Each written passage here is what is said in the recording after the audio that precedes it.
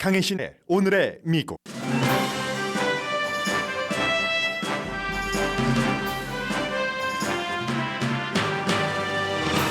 연방준비제도가 오늘 이자율을 그대로 둘 것이 확실해지자, 거의 확실해지자입니다. 연준이 미래 경제에 대해 어떤 발언을 할지가 주목됩니다.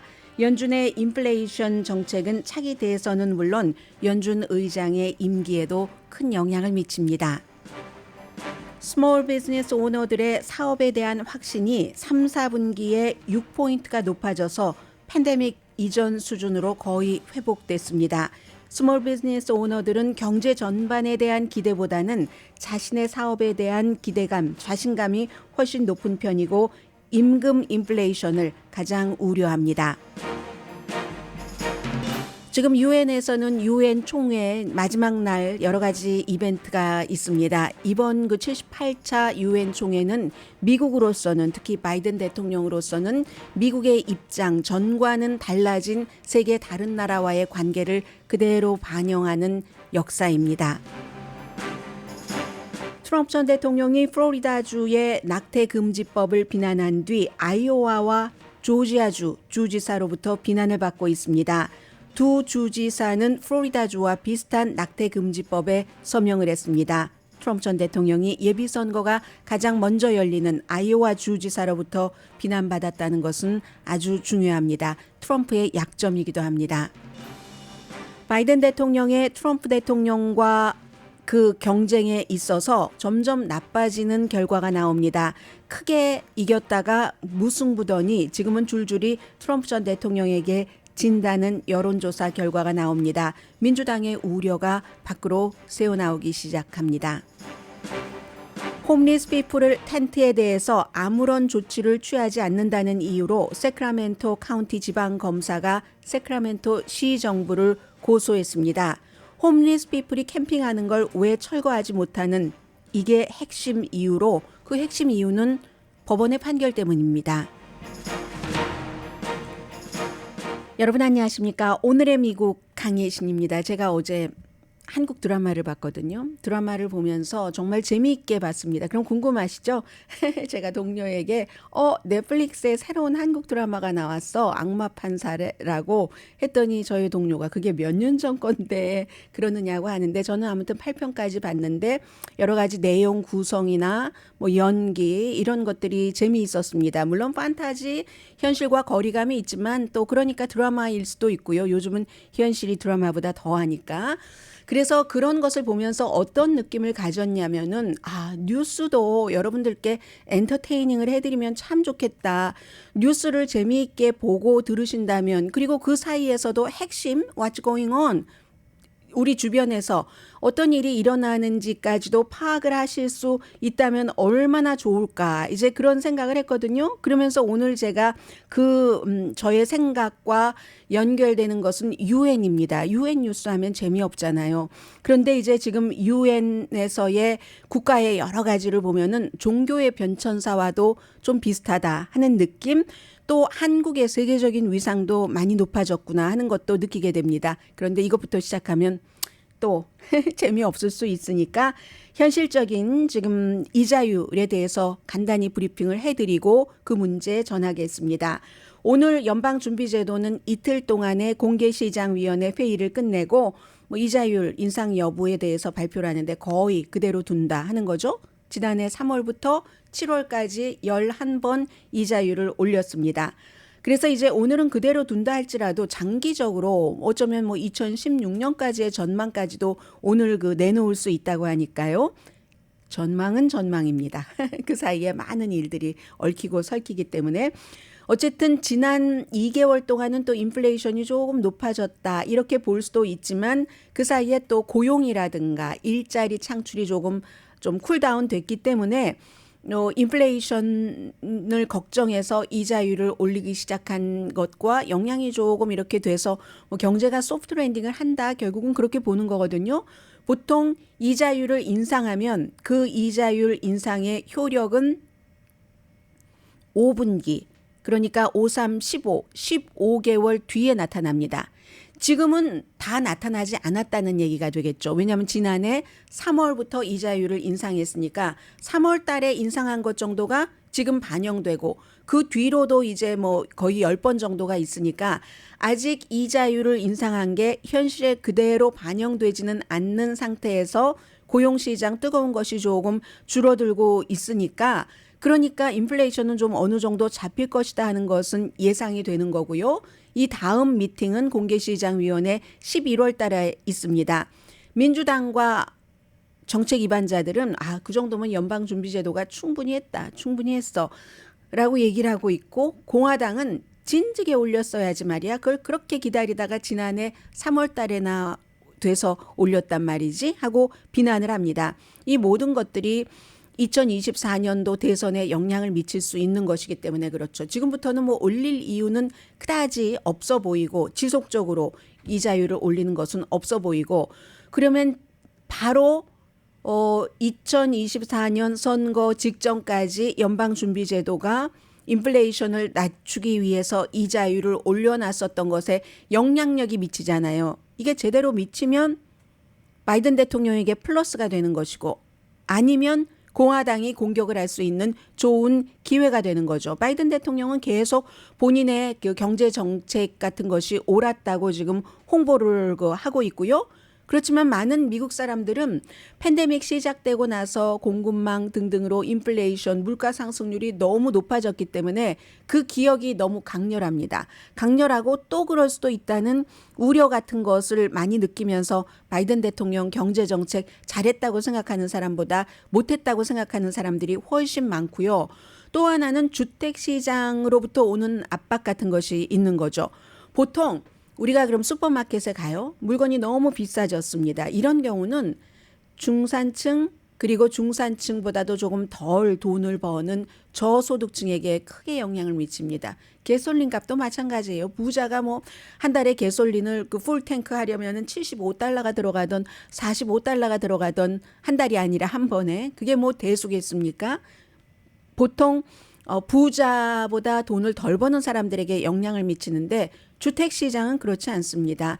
가난한 사람은 가난한 사람대로 렌트비 너무 스트레스를 받고 부자는 부자대로 본인의 덩치 큰 집값이 왔다 갔다 움직이는 것에 영향을 받습니다. 그래서 지금 이 같은 그 변수가 남아 있고 인플레이션 이 싸움이 어떻게 될 것인가 이 영향력이 지금부터 나오기 시작하니까 여기에 따라서 바이든 대통령만 좋거나 위험해지는 게 아니라 제롬 파웰 연준 의장도 마찬가지입니다.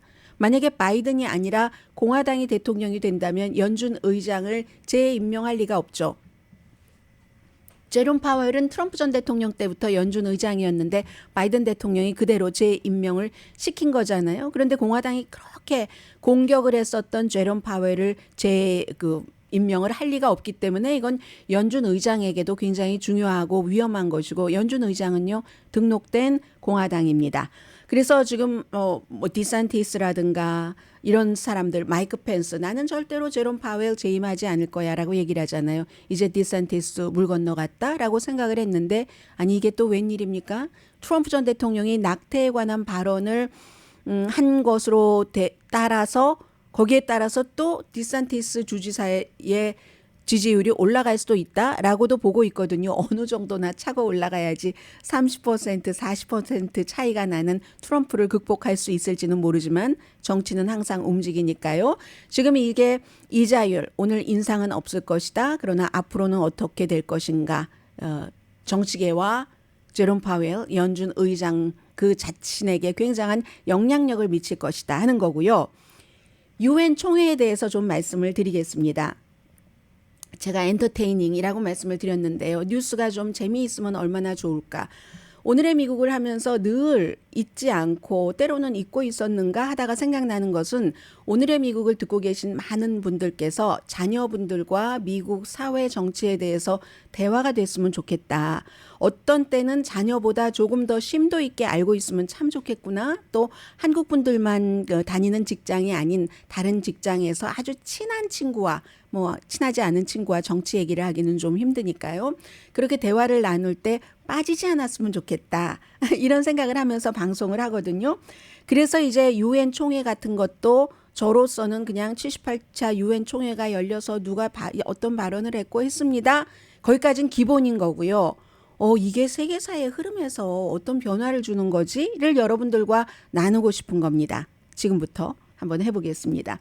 바이든 대통령의 유엔 연설을 어제 조금 말씀드렸잖아요. 거기에 대해서 어떤 분이 바이든 대통령은 북한이 유엔 결의안을 위반을 했다 하는 얘기를 했고요. 그리고는 한반도의 비핵화 그리고 핵 문제는 외교적으로 푼다고 얘기를 했습니다. 그랬더니 한반도라고 했다고 북한이지 왜 한반도냐고 한국에 핵이 있냐고 얘기하시는 분이 계시는데 제가 친절하게 말씀을 못 드렸네요. 한국은 핵이 없지만 미국으로서는 한반도의 비핵화 앞으로도 가져서는 안 된다는 걸 얘기하는 거고요. 한국의 정치인들도 한반도의 비핵화라고 얘기하는 사람들이 많습니다. 그런 얘기를 했고 그리고 바이든 행정부가 상징적으로 그동안 많이 해왔었던 얘기를 어제 유엔 연설 제가 방송 끝나고 다시 들어보니까 안 했습니다. 뭐냐면은 처음에는 세계는 민주주의와 독재 국가와의 전쟁이다, 싸움이다, 배틀이다 라고 얘기를 했는데 첫 해에는 막 열 몇 번 했고 그 다음에도 그랬고 했는데 이번에는 유엔에서 그런 얘기를 하지 않았다는 겁니다. 그리고 평소에도 조금 덜 하는데 이 문제는 제가 얼마 전에도 말씀드렸는데 바이든 대통령이 욕먹으면서 사우디아라비아의 왕세자와도 뭐 악수도 하고 뭐 주먹 악수도 하고 하는 이런 일들이 이제 변화를 보여주는 거잖아요. 인권을 그렇게 무시하는 국가들과 무슨 나란드라 총리, 인도 총리를 백악관에 국빈 방문으로 초대하고 말이야. 이렇게 하는데 그럴 수밖에 없다. 내지는 바이든의 철학 이게 이제 미국의 움직임 변화 같은 것을 보여주는 겁니다. 오늘 그 뉴욕타임스에도 이런 내용이 자세히 실렸는데요. 바이든 대통령이 말하는 민주주의와 독재와의 싸움이다. 이것은 글로벌 시대의 글로벌 세계에서 영향력을 미치려면은 핵심 그 싸움에서 그 선두주자를 정확하게 지적한 것이다. 오늘 뉴욕타임스는 이렇게 표현했습니다. 여기 한국이 들어갑니다. 미국, 일본, 이것도 일본 한국이라고 제가 말씀드리는 것은 미국 언론에서 표기하는 순서입니다. 미국뿐만이 아니라 세계 다른 나라가 한일 관계를 표시할 때도 한국에서는 한일 관계하지만 미국과 다른 나라는 일한 이렇게 일본을 먼저 내세웁니다. 여러 가지가 일본이 한국보다 앞서간다는 것을 인정을 하는 겁니다. 그건 이제 그렇게 받아들이시면 좋겠고요. 미국, 일본, 한국, 서유럽은 건강한 민주주의고 러시아와 중국은 독재인데 많은 국가는 미국, 일본, 한국, 서유럽이냐 중국, 러시아냐 사이에서 선택을 하지 않는다는 거죠. 이슈에 따라서 때로는 워싱턴을, 때로는 베이징을, 때로는 모스크바를 선택을 한다는 얘기입니다. 모든 국가와 다 협력할 뜻이 있다. 그런 나라는 대체로 오점이 있는 민주주의 국가죠. 브라질이라든가 인도라든가 아니면 뭐 이스라엘, 나이지리아 이런 국가. 또 다른 국가 그룹이 있습니다. 독재, 사우디아라비아와 베트남. 그런데 미국이 만약에 동맹국들만 일본, 한국, 서유럽만 가지고 친구를 하자고 하면은 동맹은 앞으로 점점 얇아질 수밖에 없다는 얘기를 하고 있습니다. 러셀 미드라고 이분이 이제 허드슨 연구소의 외교 문제 전문가인데요. 월스트리트저널에 올 봄부터 여러 번 뭐 월스트리트저널을 포함해서 기고문을 썼는데 현재의 그 세계 국제사회의 질서를 민주주의와 독재 국가와의 사이의 경쟁으로만 정의하는 것은 잘못된 전략이다. 그럼 미국 힘이 약해진다. 그리고 위선적이라는 비난을 받는다. 니들은 잘해? 중국의 인권을 얘기하면 니들도 인권 제대로 하느냐고 당장 중국에서 얘기를 하잖아요. 이 사람은 물론 그 보수고 이 바이든 대통령을 자주 비난하는 분입니다만 행정부의 다른 사람들도 이 같은 지적을 합니다. 6월 달에 국가안보보좌관 제이크 설리번이 미국의 국가 이익에 맞지 않는 독재의 힘에 싸워야지 되고 그러려면은 가치, 규범, 민주주의 힘을 모아서 그 같은 독재의 대결을 해야지 됩니다. 그런데요. 바이든 대통령은 다른 전통과 백그라운드를 가진 국가와도 건설적인 관계를 갖기를 원합니다. 이 다른 전통과 백그라운드라는 게 인도의 힌두를 중심으로 한 민족주의, 인권도 무시하고 이런 국가가 될 수도 있고 베트남 같은 국가. 이번에도 아셈 회의를 스킵하고 부통령이 가라고 하고 베트남을 하노이를 방문했잖아요. G20 정상회담 끝내고 그런 얘기를 하고 있습니다. 그런데 미국에서는 꼭 미국의 이해와 딱 맞지 않는 그런 그 협력을 많이 해왔던 역사가 있습니다. 우리 사는데도 마찬가지잖아요. 어렸을 땐 정말 순수하게 막 정의만을 찾고 100% 그랬지만 그렇게 살면 제 이상에 하고 협조가 안 되잖아요. 사회생활이 안 되잖아요. 중앙정보국과 스탈린의 협조. 미국이 독재 국가들과 함께 그 일을 했었던 아주 대표적인 예이기도 한데 그런 때는 다 이유가 있죠. 민주주의를 퍼뜨리기 위해서. 이건 독일의 앙겔라 머리켈이 뭐 푸틴과 여러 가지 일 같은 것 하고 파이프라인 놓고 하는 것도 마찬가지 일입니다. 민주주의와 국가 이익, 오일에 대해서 그걸 위해서 어떤 때는 그 같은 노력이 비극적으로 끝나기도 하죠. 대표적인 게 누구나 알고 있는 베트남 전쟁. 그렇게 끝났는데 지금은 또 다시 가잖아요. 왜냐하면 베트남과 미국은 똑같이 중국의 너무 큰 위험한 야망을 견제해야 되기 때문에. 그리고 이제 러시아와는 그 스탈린의 그 소비에트 공화국과 2차 대전 때 협조를 했잖아요. 그 이후에는 페르시안 걸프 국가와 사담 후세인을 쿠웨이트로부터 쫓아낸다고 협력을 했습니다. 민주주의 대 독재 국가라는 이 같은 이분법이 아직도 유지가 되고 있죠. 그래서 서유럽이 우크라이나에 많은 지원을 하는 것. 이거는 러시아를 생각해서 그렇게 하는 거죠. 그리고 일본과 한국을 중국에 대해서 어떤 그 균형추 역할을 하는데도 도움이 됩니다. 민주와 독재라는 게. 그런데 행정부는 지금 바이든 행정부는 민주주의가 약한 나라와도 계속 연관을 맺고 일을 한다는 겁니다. 앞서 말씀드린 나렌드라 총리의 인도, 중국에 대해서 잠재적인 균형추를 하니까. 왜냐하면 이게 미국 좋으라고만 그러는 거 아니에요. 인도도 중국과 뭐 영토 분쟁도 있고 하니까 그런 일들. 그리고 베트남도 마찬가지 이 말씀 드렸고요. 그 밖에도 뭐 터키, 헝가리, 폴란드 다 무슨 권위주의자들이 집권을 하고 있지만 이런 나라가 터키는 러시아가 우크라이나를 침공하고 곡물 수출 같은 거 하는데 협상을 하는데 영향을 미쳤고 폴란드 같은 나라는 이 다음엔 우리야 하니까 헝가리 다 서로 영향을 미치고 있잖아요. 무기 공급으로도 너무 중요하고 여기에 또 한국은 폴란드에 수출을 하고 미국에도 무기를 수출을 하고 사우디아라비아와도 소통하는 거. 사우디아라비아와는 어제 여러분들께 전해드리지도 못했는데 뉴욕타임즈가 지금 사우디아라비아와 미국이 상호 방위 조약을 맺고 있는 중이랍니다. 이 상호 방위 조약은 어느 한 나라가 공격을 받으면 다른 나라가 도와주는 이 같은 왜 그러냐면 사우디아라비아와 이스라엘의 더 아주 단단한 관계 정상화를 위해서 그게 미국에 좋다고 판단을 하니까 미국으로서는 세계에도 좋고 중동이 좀 안정되고 한다고 판단을 하니까 이런 모습이 어제 바이든 대통령이 유엔에서 미국의 대통령으로서 접근한 것이라고 지적을 합니다. 아프리카, 라틴 아메리카, 동남아시아 기간 산업 구축하는데 도와줘야지 된다라고 얘기하면서 중국이 이미 손을 많이 뻗은 그런 국가들이잖아요. 민주주의의 덕을 강조하지만 사람들의 생활에도 중요하다. 독재 이런 국가 얘기하지 않습니다. 어제 바이든 대통령은 중국이 세계의 규범에 맞게 일을 하면서 경쟁하기를 바란다. 적으로 돌리지 않는다라고 강조를 했죠.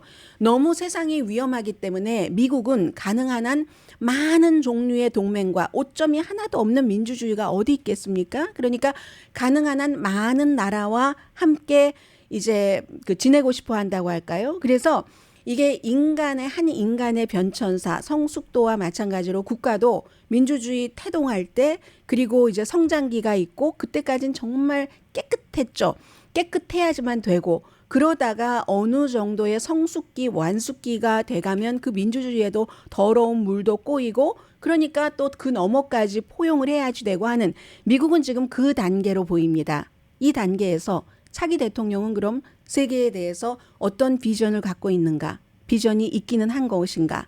바이든이나 트럼프 아니고 다른 사람이라도 마찬가지입니다. 그래서 이제 이런 문제들이 저는 어제 오늘 이제 유엔 총회를 보면서 많이 느꼈고요. 오늘은 그래서 바이든 대통령과 벤자민 네탄야후요. 개인적으로는 친해질 수 없는 사람입니다. 여러 가지 maybe 바이든 대통령이 생각하기는 벤자민 네탄야후는 너무 부패했어 라고 생각을 할 수 있고, 그리고 이나시오 룰라 드 실바도 바이든 대통령은 민주당 가운데서도 좀 중도잖아요. 그래서 그가 당선된 것이고 너무 급진파야 이렇게 생각할 수도 있지만 필요에 의해서 오늘 그 유엔 그쪽에서 서로 회담을 하는 겁니다. 자, 이게 이제 바이든 시대의 미국의 변화, 꼭 민주주의 국가뿐만이 아니라 조금 오점이 있는 다른 국가들과도, 그리고 저쪽 다른 쪽에 붙으려고 하면은 그런 국가들도 우리 쪽으로 오세요. 더 많은 걸 드릴게요 하는 이게 미국의 최근의 변화입니다.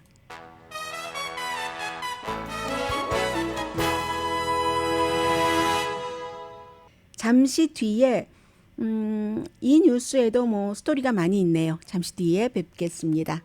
라디오 서울 방송 오늘의 미국 듣고 계십니다. 왜 지글지글 끓는다고 하잖아요. 지금 의회에서 그런 모습이 보여집니다. 메릭 갈란드 법무장관이 공화당 그 사법위원회 법사위원회의 정치인들로부터 굉장히 공격을 받고 있는데, 물론 법사위원 가운데는 민주당도 있기 때문에 민주당은 좀 살살 질문을 하고요. 공화당 의원들이 아니 그 법무장관으로서 대통령의 아들인 헌터 바이든 이 문제 수사하고 조사하는데 너무 나긋나긋하게 해준 것 아니냐 이렇게 얘기를 하고 있고, 메릭 갈란드 법무장관의 답변은 한결같습니다. 나는 헌터 바이든 조사에 대해 전혀 개입하지 않았다.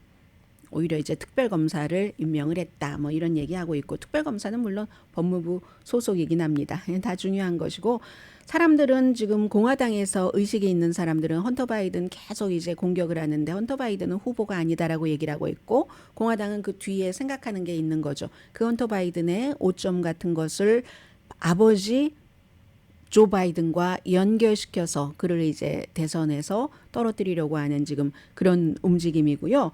다음 주 딱 일주일 뒤네요. 캘리포니아주에서 로널드 레이건 박물관에서 로널드 레이건 박물관 가면은 거기 이제 그 시미밸리에 올라갈 때 지금 좋겠네요. 풍경 막 이렇게 올라가잖아요. 구불구불 높은 곳에 있는, 거기서 이제 공화당의 예비선거 후보들이 토론을 하는데, 지난번에 몇 명이었었죠? 지금은 9명이었었나요? 지금 현재까지는 6명만 지금 된다고 하거든요. 이 조건이 있어서 뭐 20개 주에서 뭐 적어도 어느 정도의 200명 이상의 기부자 해서 전체적으로는 5만 명 이상의 기부자가 있어야지 되고, 그리고 무슨 뭐 여론조사 결과도 뭐 어느 정도 돼야지 된다는 기준이 있어서 6명은 당연히 론 디센티스, 니키 헤일리, 비벡 라마스와미, 마이크 펜스, 크리스 크리스티, 팀 스캇. 떨어진 사람은 말씀드리지 않겠습니다. 48시간 전까지 괜찮으니까 그 사이에 뭐 한두 명이 더 될 수도 있고 안 될 수도 있고, 트럼프 전 대통령은 역시 이번에도 안 가고 똑같은 시간에 디트로이트에 가서, 똑같은 시간이라고 할 수는 없겠네요. 같은 그런 그 프라임 타임 때 디트로이트 자동차 노조 협회원 한 500명 앞에서 연설을 한다는 것이고, 지난번에는 같은 시간에 본인은 팍스에서 쫓겨난 터커 칼슨과 인터뷰를 해서 X 그 트위터에서 이제 라이브가 아니라 미리 녹화를 해서 딱 그 방영되는 팍스에서 예비선거 후보들 토론회하는 그 시간에 딱 맞물려서 시청률 이제 뺏어가기 작전한 거죠. 그렇게 했고, 이번에는 그렇게 한다고 하는데, 트럼프 전 대통령에 대해서는 이 사법 수사에 대해서는 시간이 가면 갈수록 유리하진 않습니다. 결코 불리합니다. 예를 들어서 기밀 서류 이 부분에 대해서도 전 보좌진에게 연방 조사에 협조하지 말라고 지시했다는 것. 이게 바로 그 보좌진이 직접 진술을 한 것이고요. 그리고 아이오와와 조지아 주지사로부터 비난받는 건, 이건 특히 아이오와주는 굉장히 중요한데요. 조지아주도 중요하죠. 여기가 또 스윙 스테이트가 될 수가 있으니까 지난번에 졌고, 아이오와주 왜 그러냐면 이슈는 낙태입니다. 낙태인데 아이오와와 조지아를 겨냥해서 한 얘기가 아니고, 트럼프 전 대통령이 론 디센티스를 아직도 트럼프 전 대통령은 굉장히 의식하는 겁니다. 트럼프 전 대통령이 의식할 때는 그만한 이유가 있겠죠. 바뀔 수 있다는 가능성을 보는 거겠죠. 아직 기간이 많이 남아 있으니까. 플로리다주의 임신 6주일 이후에 낙태금지법, 이건 정말 역풍 맞을 거야. 뭐 이런 비슷한 얘기했잖아요. 그 뒤에 조금 주워 담기는 했지만 그러자 어제 밤에 보니까 그 조지아의 주지사 공화당입니다. 브라이언 캠프 주지사가 트럼프 전 대통령을 이제 비난을 했고 그리고 아이오와의 주지사가 더 중요한데 킴 레이놀즈 여자 주지사입니다. 역시 공화당이고 전에도 그랬고 무고한 생명을 지키는 것은 트럼프 전 대통령이 6주일 이후에 낙태는 끔찍하다라고 얘기를 하니까 그건 끔찍한 일이 아니다. 자랑스러운 일이다. 라고 얘기를 했는데 오늘 트럼프 전 대통령이 아이오와주를 방문을 하고 이 아이오와주의 킴 레이놀즈 주지사는 굉장히 인기입니다. 그런데 아이오와주는 알고 계시는 것처럼 뉴햄프셔와 아이오와주가 미국에서 가장 먼저 뭐 예비선거 형식이 됐던 당원 중심의 코커스가 됐던 그런 후보를 뽑는 선거가 제일 먼저 치러지는 곳이잖아요. 그리고 뭐 여러 가지 전통이 깨질 수도 있지만 기선을 잡는 건 굉장히 중요하죠. 여기서 형편없이 나오면 그때부터 후보들이 사퇴하기 시작합니다. 그래서 중요한 거고 그러면 이게 복음주의자들을 화나게 할 수 있는 거고 낙태에 관해서는 그런 문제가 있고 또 마이크 펜스 전 부통령 같은 경우는 15주일 이후에 낙태는 금지한다는 입장이고 다음 주에 이제 그 예비선거 그 토론회에 나가는 자격이 있는 사람 가운데서요. 니키 헤일리 같은 경우는 뭐 전국적인 낙태를 금지법을 만들기에는 상원에서 불가능할 것이다. 이런 얘기를 하는데 아이오와의 킴 레이놀즈라는 주지사가 서명을 했습니다. 플로리다주와 비슷해요. 이 조지아주도 임신 6주일 이후에 낙태를 금지하는. 그런데 주 대법원의 판결을 기다리고 있습니다. 누군가가 고소를 했기 때문에. 그래서 이제 아이오와주 같은 경우는 인기 있는 주지사가 트럼프 전 대통령을 지지한다고 하지 않았고 론 디센티스 캠페인하는 데는 또 몇 번 등장을 했거든요. 게다 대고 이 낙태 이슈가 핫한 버튼이 될 것은 분명해 보입니다. 이렇게 들고 나오니까 트럼프 전 대통령이 조금 약한 고리가 있다는 것을 보여주는 것이기도 하고요. 그리고 낙태에 대해서 여성들이라고 많은 상당수가 또 다 뭐 낙태는 어느 정도 개인의 사정과 여러 가지에 따라서 해야지 임신 6주일이면 거의 여성들이 임신한 사실을 느끼지 못하는 기간이라는 게 의학적인 판단이잖아요. 거의 모든 여성이라고 말씀을 드렸습니다. 한 달 2주일 어떤 데 한 달 일주일도 되고 한 달 2주일도 되고 하면 뭐 입덧이 뭐 3개월 정도부터 시작을 한다고 하니까 입덧 없이 지나가는 사람도 간혹 있고 그러니까 이 정도를 가지고 여론 자체는 그건 너무 심하다 하는 것이고 그 여론에 트럼프 전 대통령은 가까운 발언을 한 것인데 아이오와주가 너무 중요하기 때문에 트럼프 전 대통령에게 약점이 될 수 있는 거고 또 복음주의자들이 이 낙태에 대해서 굉장히 예민하잖아요. 그래서 낙태가 이슈는 이슈구나 하는 뭐 이런 생각을 했습니다. 어제 워싱턴 포스트에서요. 민주당에서 바이든 대통령이 나이도 많다는 것 그리고 여론도 나쁘다는 것, 지지율이 낮다는 것 이런 것을 굉장히 걱정한다 하는 아주 뭐 긴 내용의 심층 보도를 했거든요. 그런데 그럼에도 불구하고 민주당에서 희망을 갖고 있는 몇 가지 가운데 하나가 그래도 트럼프와 바이든이면 바이든이지 누가 트럼프를 찍겠어? 라고 생각하는 것과 또 하나는 낙태. 이 낙태에 대한 공화당의 임신 6주일 이후에는 안 된다고 그리고 국가가 침대 및 송사를 관여를 한다고 하는 이 같은 그 반감이 투표율을 높이고 그렇게 높아진 투표율은 민주당에 갈 확률이 높다. 이것이 이제 바이든 대통령이 지금 거의 유의한 그런 그 장점으로 작용이 되거든요. 그래서 트럼프 전 대통령이 여기에 낙태 이슈에서 발목을 한번 지금 잡히고 있는 것이고요. 또 하나는 지금 의회에서도 저렇게 법무장관 그 소환을 해서 청문회를 하고 있지만 하원에서 다음 주 목요일부터 본격적으로 바이든 대통령에 대한 탄핵 조사를 시작을 하면은 지금 굉장히 인기 있는 그 상원 의원이잖아요. JD 벤스가 오하이오주의 공화당 트럼프 전 대통령이 처음엔 트럼프 전 대통령 굉장히 경멸했어요. 이 사람은 책으로도 너무 유명한 사람이고 하니까.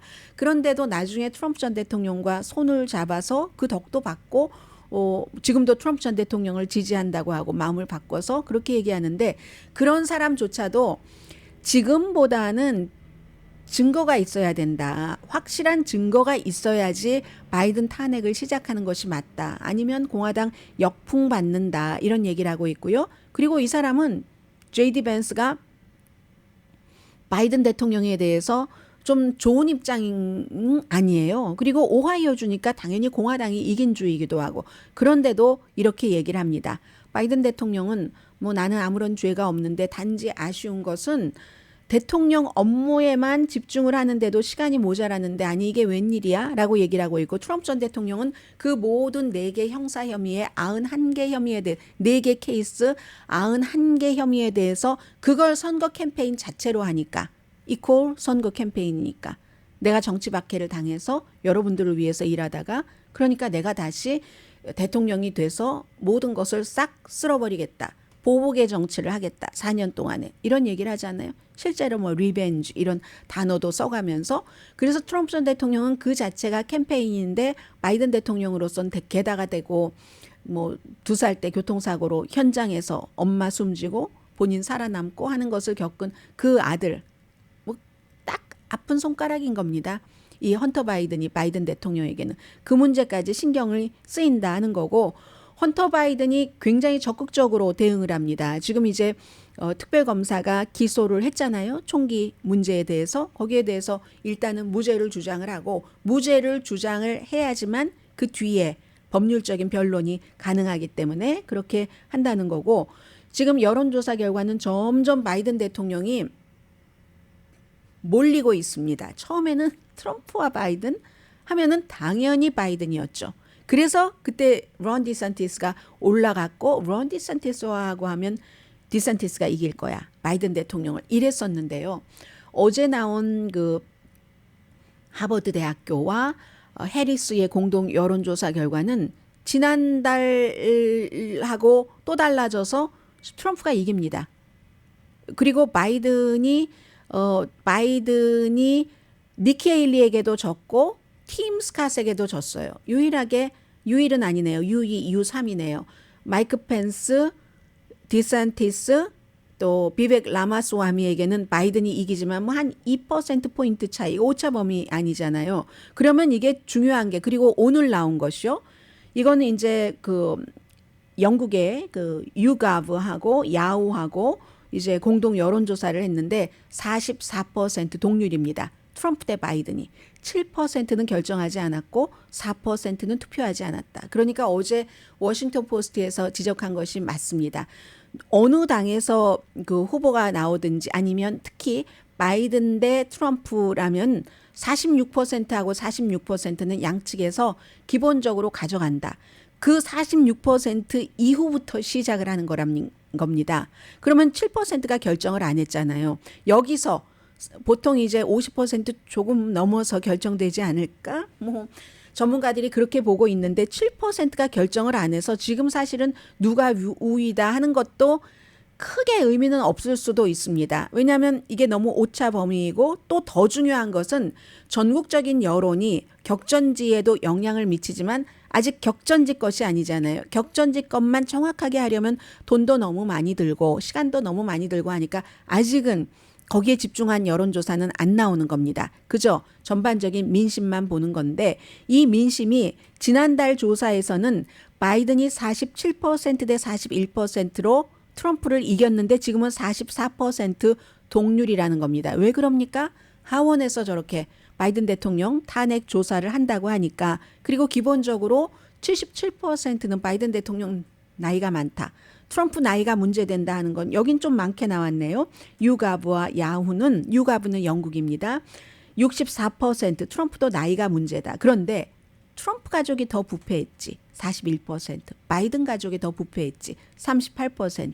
8월 달에는 이 차이가 더 컸습니다. 46% 대 36%로 10%더 트럼프 가족이 더 부패했지 했는데 지금은 이게 3% 차이밖에 안 납니다. 게다 대고 바이든 지지율이 38%밖에 안 됩니다.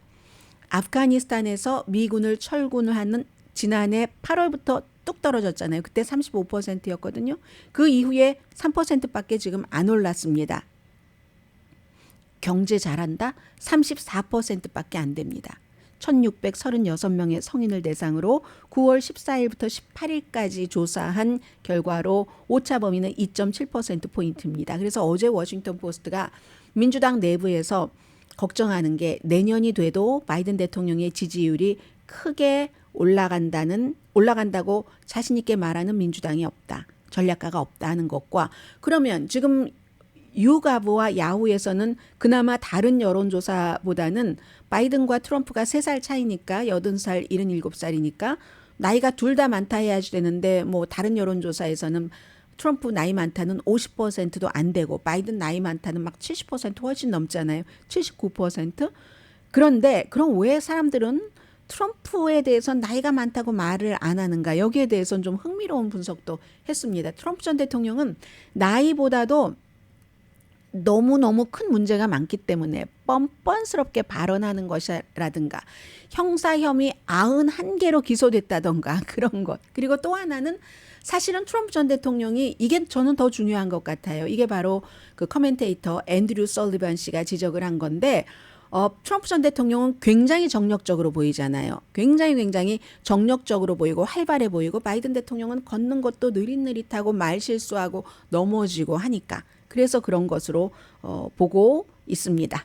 아무튼 잠시 뒤에 뵙겠고요. 잠시 뒤에는 여러분들께서 한국 TV를 보시는 분이라면 요즘 왜 내가 원하는 프로그램을 볼 수가 없지 하는 그런 답답함을 느끼실 겁니다. 잠시 뒤에 전해드립니다.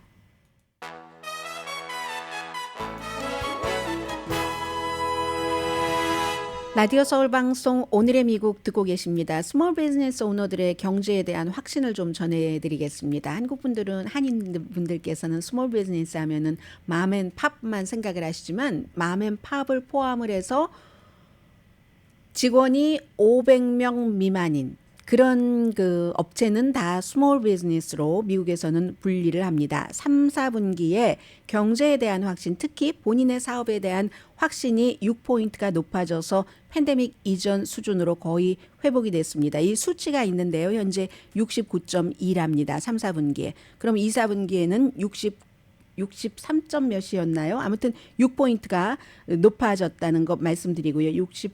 아무튼 6포인트 높아졌어요. 그래서 경제가 소프트 랜딩이다. 이건 이제 상공회의소와 매트라이프가 같이 조사를 한 거거든요. 751명의 비즈니스 오너, 스몰 비즈니스 오너들을 대상으로 한 건데 스몰 비즈니스 오너의 66%는 저의 사업은 아주 지금 건전한 편입니다. 이건 2, 4분기에 비해서 거의 10포인트 올라갔습니다. 내년에는 수익이 올라갈 것 같아요. 증가할 것 같아요. 좀 돈 더 벌 것 같습니다. 71%. 이건 2017년 이후 가장 높습니다. 40%는 내년에 투자와 직원도 늘릴 계획입니다. 이렇게 얘기를 했거든요. 그런데 자신들의 회사에 대해서는 이렇게 낙관적이지만 전체 경제에 대해서는 조금 덜 긍정적이랍니다. 미국 경제 지금 전반적으로 건강해요. 라고 생각한 사람은 33%. 이것도 지난 분기보다는 9포인트가 올라간 건데도 아직도 많이 낮죠? 이건 이제 스몰 비즈니스 오너뿐만이 아니라 상공회의소와 이 맷라이프가 이제 쭉 여론조사를 한 이 결과는 전반적인 미국인의 전체 여론과도 좀 비슷한 패턴입니다. 국가는 좀 힘든 것 같고 나는 괜찮은 것 같아. 2022년 이후에는 스몰 비즈니스 오너들이 이자율을 연준이 올리기 시작하고 나서 이자율이 제일 큰 도전이에요 했거든요.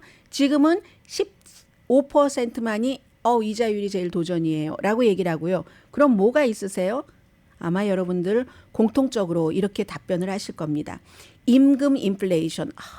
정말 인건비가 너무 비싸요. 그게 제일 큰 걱정입니다. 56%가 그렇게 답변을 했습니다. 7월 20일부터 8월 8일까지 750명을 대상으로 해서 한 여론조사 결과고요. 그리고 지금은 제가 오늘 여러분들께서 한국일보를 보신다면 신문으로도 보시고 인터넷으로도 보신다면은 특히 한국 텔레비전을 시청하시는 분이라면 꼭 이 기사를 한번 봐주시면 좋겠습니다. 이 기사는요 오늘 한국일보에 한국 TV와 그 웨이브 아메리카 뭐 이런 키워드를 넣으셔도 나오고 아마 제일 앞에 왼편에 제가 방송 들어오기 전까지는 나왔는데요. 기사가 길기도 하고 여러 막 회사 업체 얘기도 나옵니다만 우선 기본적으로는 한국 TV에서 여러분들께서 원하는 딱 그 프로그램을 지난 며칠 동안 한 일주일 정도 됐나요? 못 보신 분들이 계실 겁니다.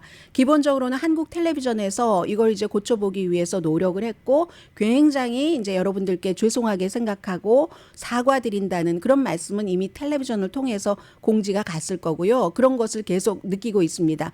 한국 TV와 저희 그 라디오 서울 같은 회사니까요. 말씀을 드리는 건데 이게 어떻게 된 일이냐면 제가 직접 취재를 하지 않았기 때문에 잘 모르고 이 한국일보를 기반으로 말씀을 드리겠습니다. 그리고 자세한 내용은 궁금하시면 한국일보를 읽어보시면 좋겠고요. 저는 기본 틀만 말씀을 드리겠습니다.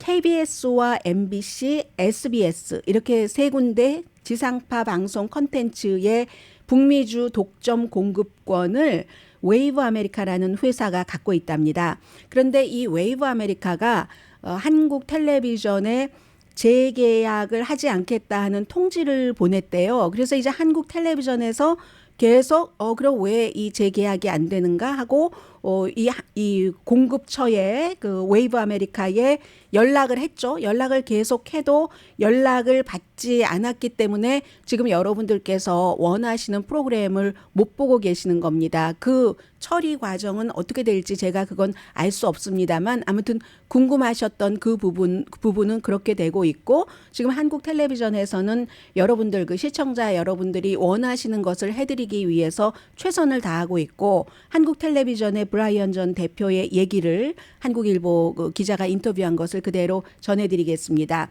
웨이브 측에서 일방적으로 계약 해지를 통보해 와서 설명을 듣기 위해 여러 차례 접촉을 시도했지만 대응을 거부하고 있다 이런 얘기거든요. 그래서 또 한국일보도 몇 차례 텍스트 메시지를 통해서 그 웨이브 측에 설명을 해주세요 하고 요청을 했지만 아무런 그 답변을 받지 못했다는 얘기입니다. 그래서 제가 이제 이 과정에서 그 취재를 한 사람도 아니고 또 그 관계자도 아니기 때문에 잘은 모릅니다만 일단 회사 측에서는 불편을 드려서 정말 죄송하다는 것, 어떻게든 여러분들과 약속한 것을 해결하기 위해서 노력하고 있다는 것, 그리고 더 궁금하신 분들은 한국일보를 좀 읽어보시면 좋겠다 하는 것까지 전해드립니다.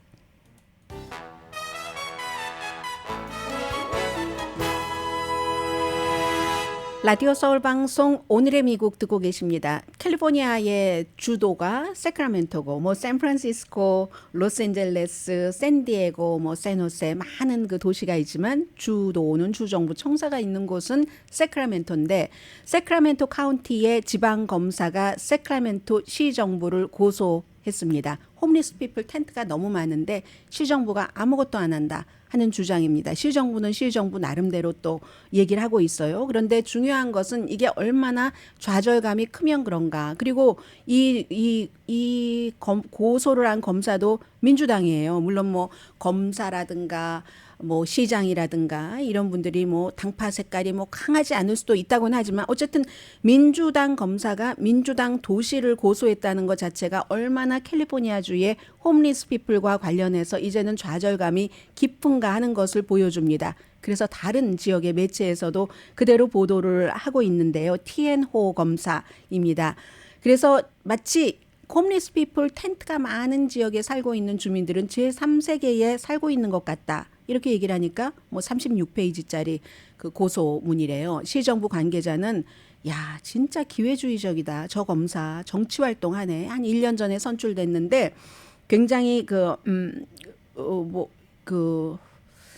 지역 자체가 진보적이잖아요. 세크라멘토도 진보 정책을 쓰고 그런데 기본적으로는 캘리포니아주에 한 17만 명의 홈리스 피플이 있어서 캘리포니아의 17만 전국 홈리스 피플의 한 3분의 1 정도가 있고 그리고 이제 그 거리에서 자동차 텐트 아웃도어를 많이 하는데 이게 때문에 그렇다는 겁니다. 법 자체가 2018년도에 제9항소법원에서 도시가 홈리스 피플을 충분히 수용할 정도가 되지 못하면 홈리스 피플이 길에서 텐트를 칠 수 있다. 이게 제9항소법원의 판결이기 때문에 뭐 하와이도 속하고 애리조나도 속하고 그래서 이제 그런 곳들이 다른 지역보다 좀 이렇게 거리에 홈리스 피플들이 많으니까 그래서 시 관계자가 우리도 그거 어떻게 하고 싶지만 법원 판결 때문에 못하고 있다 하고 심지어는 뭐 게빈 뉴섬 주지사도 이 차라리 아주 그 보수적인 그 사람들이 있는 그런 그 대법원에서 정확하게 해석을 해줬으면 좋겠다. 그 해석의 차이가 많아서 세크라멘토 같은 데는 이걸 진보적으로 해석을 해서 아니 그 사람들이 렌트비도 올라가고 사회 시스템이 그렇기 때문에 집에서 못 살고 이러는 것을 어떻게 하란 말이냐라고 해석을 하는 측도 있고 뭐 샌디에고 처럼 이건 아니야라고 해석에 따라서 다르니까 차라리 대법원에서 해석을 더 보수적으로 내주면 우리도 텐트를 치울 수 있다던가 이런 얘기를 할 수 있다는 거죠. 이게 샌프란시스코의 그 진보적인 그 런던 브리드 시장도 똑같이 얘기를 하는 거거든요. 그러니까 기본적으로 무슨 뭐 시정부의 정책이 이래서 그렇다 저래서 그렇다라고도 할 수도 있지만 이 법원의 정치 그권보다도 법원에 따라서 그런 게 더 많을 수도 있다 하는 얘기고 기본적으로는 어린이들 축구도 제대로 못하고요. 너무 막 공격적인 개를 홈리스 피플들이 풀어놓는다던가 바늘 들고 막 쫓아온다던가 이렇게 해서 이건 정말 이게 홈리스 피플에 관한 문제는 저 밑에서부터 해결을 해야지만 해결이 가능할 수 있는 그런 문제로 보입니다. 네, 이 유엔 총회에서 그 올레나 젤렌스카 우크라이나 대통령의 부인인 퍼스트 레이디가 참 적절하게 처신하는 것 같습니다. 남편은 연설을 할 때 지금 러시아가 우리 아이들을 데려다가 세뇌 교육을 시키고 나라도 없고 부모도 너희를 버렸다. 러시아가 조국이다라고 가르친다고 하고 젤렌스카 그 와이프는 이들을 우리가 러시아는 우리들에게 돌려줘야지 된다 하는 것을 다른 나라에 강조하고 있거든요. 강혜신이었습니다.